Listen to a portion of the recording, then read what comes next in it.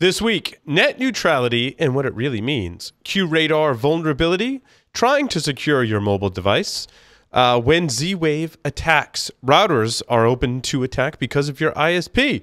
Starbucks cross-site scripting and Despacito video hackers arrested, in addition to rebooting your routers and more.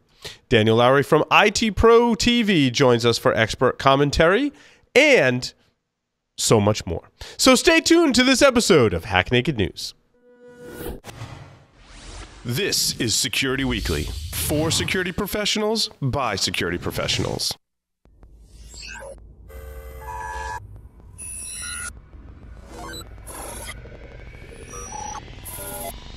Broadcasting live from G-Unit Studios in Rhode Island, it's the show that brings you the security news each week. And despite popular belief, we do wear pants. It's Hack Naked News. The breach was huge news at the time. Linux monitoring tool. List of affected devices. You can check out the link in the show notes. Ars Technica is reporting that hackers have cracked the Nintendo Switch this week. Tracking people's locations and stuff like that. Figuring out where the military bases are by the United States of America. It's kind of interesting. And not just the United States of America, as it turns out. Do you have a website, an external presence, employees, an office? Any of these things can be compromised and attacked. How are you defending your assets? Have you penetration tested your public assets? Start 2018 by taking a proactive approach to securing your vulnerable areas. Black Hills Information Security has been helping companies find their weaknesses since 2008. Email consulting at blackhillsinfosec.com and see how they can help you sleep better at night. Welcome to Hack Naked News, episode 175 for May 29th, 2018. I'm your host, Paul Asadorian, coming at you live from G-Unit Studios in Warwick, Rhode Island. Make sure you check out our on-demand material, now available at securityweekly.com/on-demand. There are several webcasts there, including the most recent one on endpoint security. So if you want to get our take and some of our sponsors' take on the endpoint security problem and solution, make sure that you check that out, securityweekly.com/on-demand. And now, for the security news this week. Why is your location data no longer private? Krebs on Security wrote a great article, and I like this part that I specifically chose from this article to highlight, as I believe it gains our listeners a little bit of insight into what's going on. So, when the FCC's repeal of the net neutrality rules take effect on June 11th, 2018, broadband providers will once again be regulated by the Federal Trade Commission, or FTC.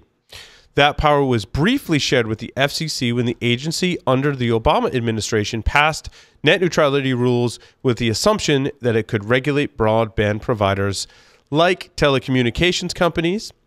It remains to be seen, however, if the FTC will regulate ISPs or to what level they will regulate ISPs. I thought that was an interesting fact, and we'll see what the FTC does. Now, we have seen the FTC, talked about here on this show, go after some router manufacturers specifically for not patching their vulnerabilities, leaving their customers at risk.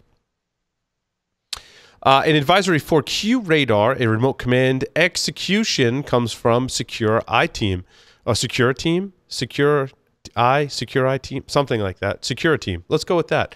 Multiple vulnerabilities in Qradar could allow unauthenticated attackers to cause the product to execute arbitrary commands. Each vulnerability on its own is not as strong as the chaining, which allows users to change from unauthenticated to authenticated access to running commands, and finally, running these commands with root privileges. There are a strain of CVEs that were patched recently, and IBM has issued patches, so if you're running Qradar, you might want to check into that and apply updates to your products.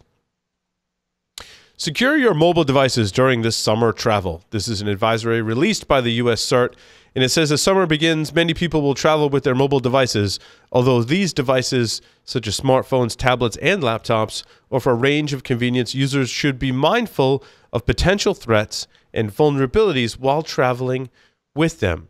Now, the guidelines include some basic advice, although noticeably missing from the list are keeping your device up to date with its operating system and/or firmware, keeping all of your applications up to date, making sure your phone is encrypted, using a secure messaging app like Signal, and protecting your device with a passcode, fingerprint, or facial recognition. So I'll add on to the list for our listeners. Good thing to send to your family members and maybe make part of your security awareness campaign.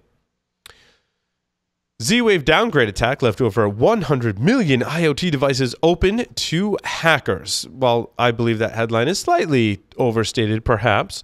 So this is after Silicon Labs, the company who owns Z-Wave, made it mandatory for certified IoT devices to use the latest S2 security standard.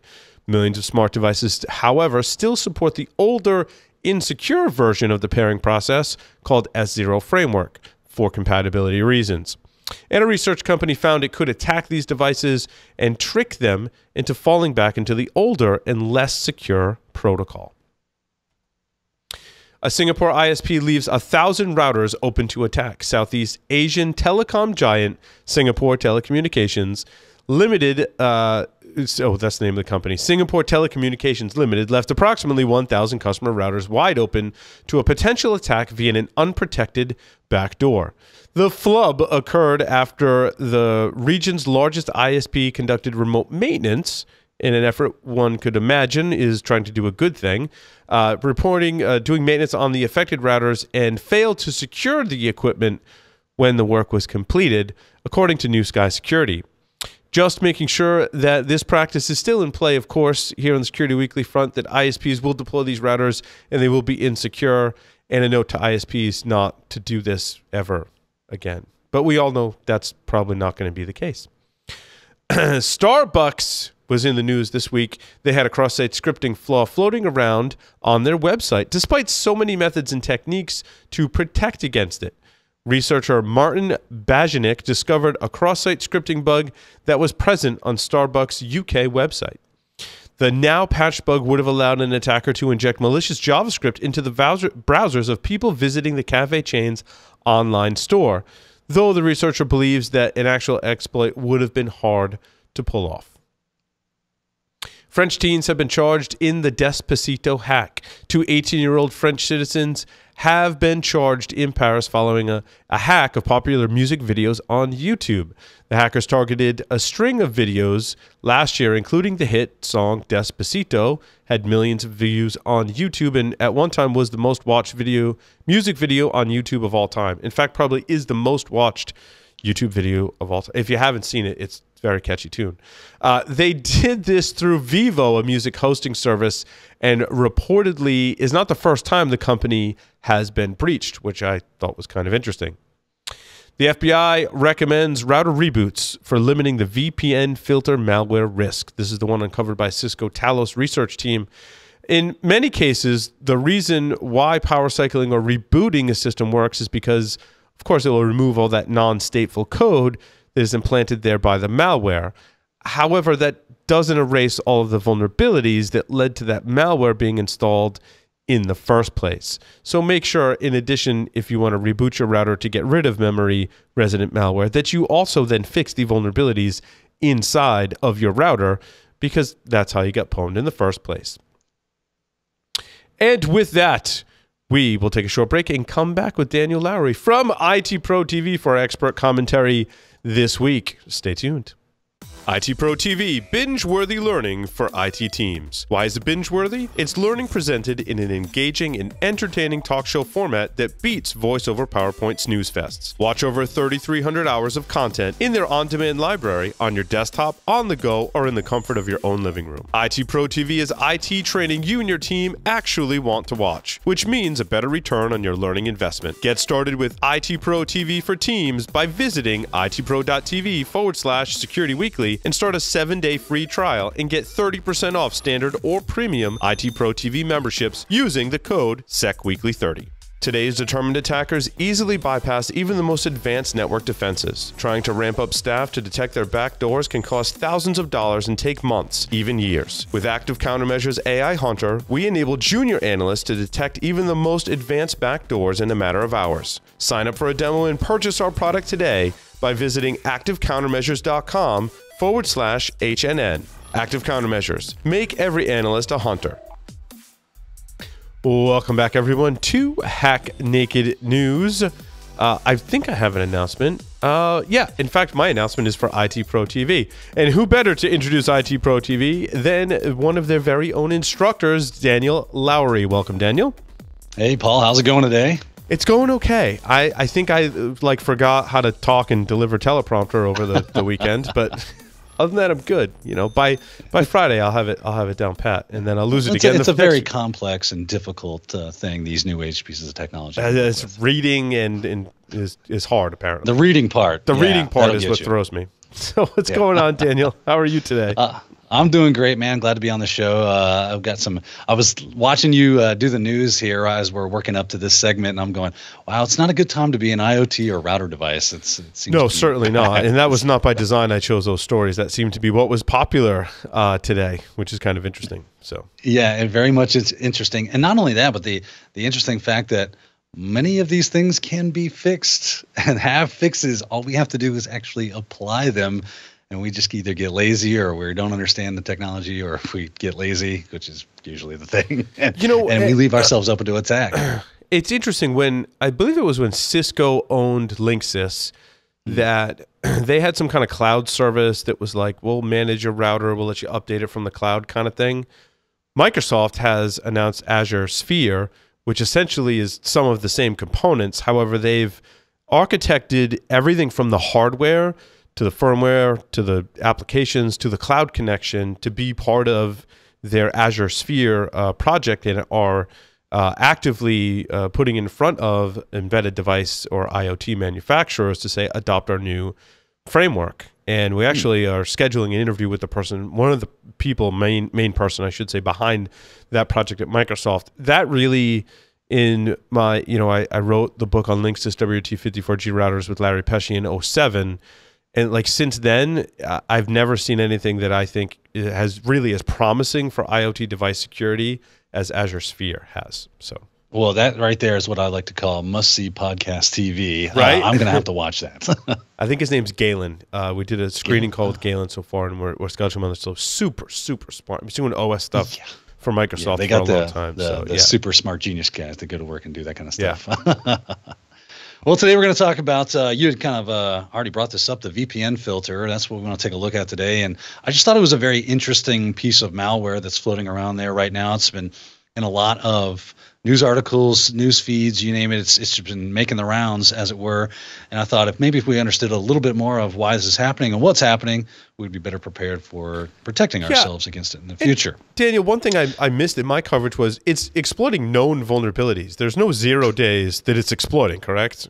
Exactly, and I've brought up that I've been reading the Talos Intelligence website on their findings on this. You look through this, and they're like, even if there is 0 day vulnerabilities that they're using, it's not necessary. So it's highly unlikely that they would, just because it would take that much time and effort. You kind of, if they were to find that out, then you say, oh well, now I know that 0 day. So it becomes part of the known exploits, and they wouldn't want to lose that. So why use that 0 day exploitability if they don't need to? And so far, they've not seen a need that every one of these devices have known vulnerabilities and fixes for those vulnerabilities, and that's how they're getting into these devices. Yep. But very interesting stuff. I know that malware is bad, but I had to admire this piece of malware. I had to admire the people that make it and are working with it or are deploying it out there, because it was just so clever. So say what you want about the threat actor that's doing this, which is probably not good, but they were very clever when you take a look and you break this piece of malware down and how it has the multi-stage and how the first stage is able to basically, when I say basically, it is able to be persistent. It is a true APT. It will continue to go on regardless of whether you reboot or not, which is why a lot of, Talos is telling you, not only reboot, but reset all your settings back to the defaults, turn off remote management. These are the mitigation techniques that they're giving us to say, sure, don't, this is how we keep this from happening in the future. Yeah, so I wonder why did the FBI make that recommendation to reboot? I mean, as I alluded to earlier, I was kind of skeptical. I'm like, if it's memory resident, sure, that's going to get rid of it. And yeah, your vulnerability is going to be there. But if it's making a copy of itself somewhere on the flash for the device and inserting itself back in when you reboot, like what is reboot really doing? So from what I'm seeing from what the FBI is putting out is they want to, because they took control of the domain that it was looking out to, for the stage 2 controller. They want to see more traffic. They want to be able to analyze and intercept that stuff. And us being able to just do a reboot so that if the stage 1 is there, it will reach back out and they can start monitoring that traffic, get a little more information about it. That's why they were asking for just a reboot at this point. They had taken control over the domain that was owned by the threat actors.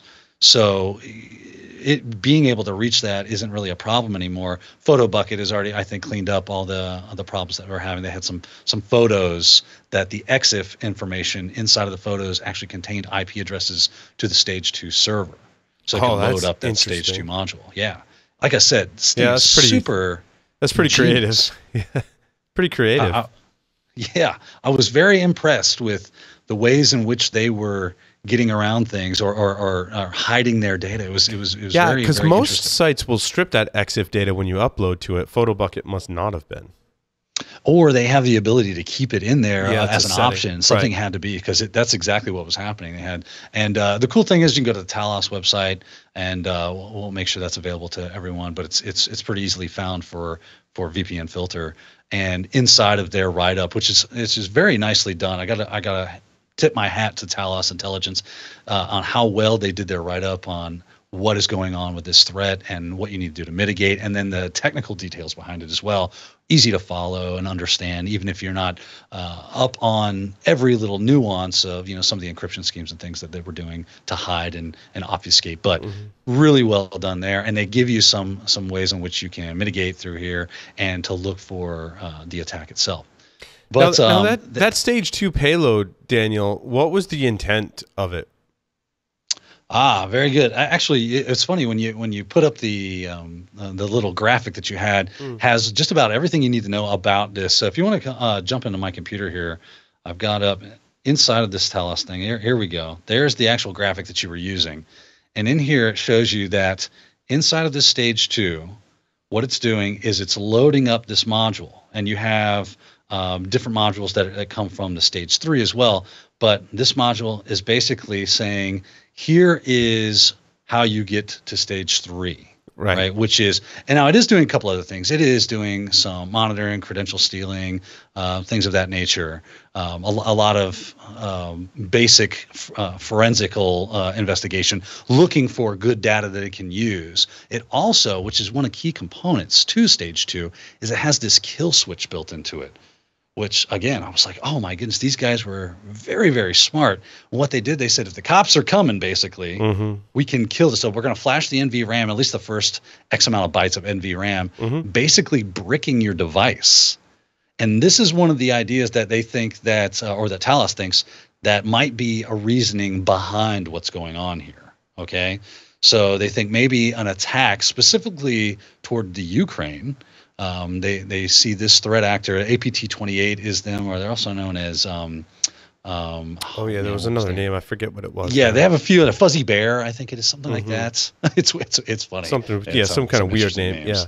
Yeah, interesting name. But APT28, that they are specifically looking to attack the Ukraine because this malware has some very remnant features, or maybe some borrowed code, or just some identity that go along with Black Energy malware that was out a few years ago, and that was also a staging point for an attack against the Ukraine as well. So we believe this is coming out of Russia. We believe it's for an attack against the Ukraine, or if we're just meaning to steal credentials, look at people's websites, stuff, and get into there and do data stealing, data exfiltration, we can do that as well. Now, are they erasing the first part of NVRAM or the first part of the flash chip? That's a good question. There's a couple I guess it would depend on the device. I want to say that they're doing the flash memory, if memory serves me. That's usually where the bootloader is stored. So that's kind of like a throwback to like those master boot record viruses. Yeah. Like basically they're wiping out the bootloader, which I would think you'd have to reboot in order to brick the device. I mean, it's going to depend on the device and the firmware, right? Yeah, so what is it? It wipes it and then reboots it? Yeah. Exactly. It does the wipe and then does the reboot, and then Right. guess what? You're left with an X amount of dollar brick. In some devices, that first part of NVRAM is usually what's read by the bootloader, so the bootloader reads certain settings from NVRAM. Gotcha. And some bootloaders, I would imagine, are so fragile that if it's not there, like it could just like not It would boot break anymore. it. Yeah. So I think both strategies could be valid depending on your platform. However, wiping out the bootloader and then rebooting it is most certainly a surefire way to break your device. Hammer time. Yeah. Yes. Then that takes us into stage 3, though. So now that we've got that stage 2, we can get into stage 3, which is basically a bunch of modules. Well, they found at least 2 modules that they're certain of. One is a communications facility for Tor, so that they can slide this under the radar and go through the dark web instead of over the regular avenues of communication. The other is a packet sniffer, and it's funny is that will be one of the ways in which obviously it's going to steal some credentials, do other things, but you never know what you're going to find with a packet sniffer. What kind of interesting data is going to happen, especially if it gets onto I don't know, maybe a government employee's machine or router, as it would be. And this is obviously toward Soho type of stuff, but guess what? People work from home and they go in there. So if they're able to infiltrate government employees' router, that would be a great attack target for them and get some really good information if this is a state-sponsored attack. I can't help but feel responsible for some of this too. In fact, I did a talk basically like everything I talked about like 10 years ago is coming true today, which is kind of scary, because after I wrote the book, I was like, in 2007, Larry and I were kind of theorizing over beers. We were like, so like, what if I were to replace the whole firmware on a device, or maybe slip some malware in there that hid my presence? Like, no one would ever see it. And I could slip a packet sniffer in there, like dsniff is actually compiled to run on OpenWRT, for example. Like, I could just snip dsniff in there, and then I could have it call different filters depending on what traffic I want to grab. And when the user logs in to either the command line or the web interface, it's like I was never there. Like, we just give them like the matrix view of the router of what's going on. It's difficult to do forensics, like all these different things. And now we're seeing a huge trend today with IoT devices being used for this purpose, and it carries along with it all those advantages that we talked about 10 years ago, which is kind of scary. Yeah, if it doesn't give you pause, it certainly should. It just goes to show your ignorance of the topic. So if you're in IT security at all, or even if you're just a home user, man, this is the kind of thing that we need to be preaching the gospel per se about, and saying, listen, we are all in this together. If you want to keep your devices safe, if you want to keep identity theft down to a minimum, you want to make sure your credit cards don't get rung up to high heaven, because you did something silly, you just got to employ some basic. And then, of course, our ISPs, one of the recommendations from Talos is that if the user doesn't know how to do this, the ISP should be doing it for you. And that's totally true. They could issue a reboot command to people, and there you go. Or just send out, I know it is, what's the word I'm looking for? Inconvenience, right? It's inconvenient to have to go through these things. But what's more inconvenient, right? Really is what it boils down to. Well, I got to go through a reboot and I got to reset a password. What I like about the newer frameworks that we're seeing is that we seem to have learned that we need not just a way to update everyone's router for them, but a secure way to do that, right? It has to be validated. It probably has to potentially involve some hardware, and that's why Microsoft has their framework. But that was one of the goals that I liked, that I saw from that framework, was every single IoT device manufacturer, if you're putting a device in the market, has this problem. How do I keep it up to date? And how do I make sure my updates are secure and validated, right? And if you can do that, if you're an ISP managing thousands of routers, that should be one of your primary requirements. How do I securely get new updates out there? And how do I make sure that someone else can't just throw an update out there that doesn't have permission and is not cryptographically signed in some way, some kind of trusted computing model, which Microsoft is, of course, known for, which is another reason why I'm excited about their project, because it addresses that issue and so many others. But this is a clear case where, in the case of ISP-supported routers, like, the ISP is going to do something for you. Why don't they just keep it up to date? Your guess is as good as mine. I can't imagine it would be too administratively difficult for them to have this as a routine thing. and help us and the end user live in a world where the internet is not a big scary monster that they have to worry about, at least as much as it is. I think their fear is they could brick the device or cause some kind of adverse effect, right? And so if your technology hasn't been perfected, like Ring doorbells have a great way to update all their devices, but you buy a cheap camera, web camera, IP camera from China, like, you're on your own when it comes to firmware updates. Yeah. And those can be kind of dicey, right? Yeah. But if I'm getting a router that's provided from my ISP that I'm paying a monthly fee to have, sure, man, just make that part of my service. Even with a little bit of a price increase, I would pay for that, to be honest with you. Well, we would. I don't know about consumers, but maybe. Yeah, maybe. But they don't, because they don't understand why that's important and worthy of paying a little bit extra for. Right. Anyway, I guess that brings us back to just a little bit. They say that there might be a few other modules that will go along with that stage 3 that could give them more capabilities. There is command and control as well, as we can see from the graphic. But other than that, they continue to work on this.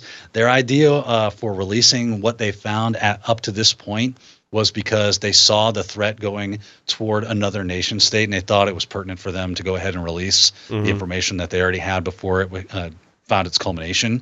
So that's why this information has been released. Good news is they've also released IDS and IPS signatures.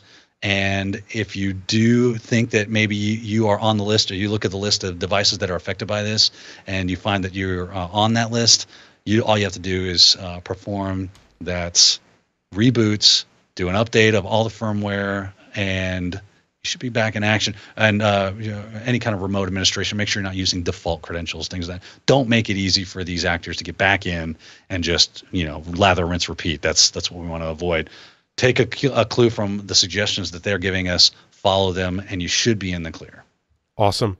Daniel, thank you so much. Daniel's from itpro.tv. You can go to itpro.tv/Security Weekly, access over 3,300 hours of training. Daniel, thank you. That concludes this edition of Hack Naked News. We'll see you next time.